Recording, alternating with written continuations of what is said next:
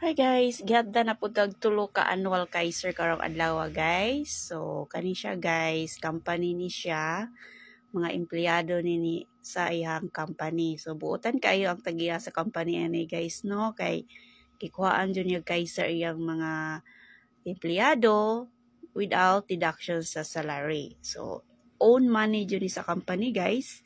Nga benefit niya sa iyang mga tao nga matagaan niya saktong healthcare plus savings nya long term pag yun siya nga investment. So asa ka manghitag amo guys nga tagan ka og free kung sa uban pa ni guys i-deduct gini sa ilang sweldo pero kini dili i-deduct sa sweldo. So ingana ka generous ang amo nila.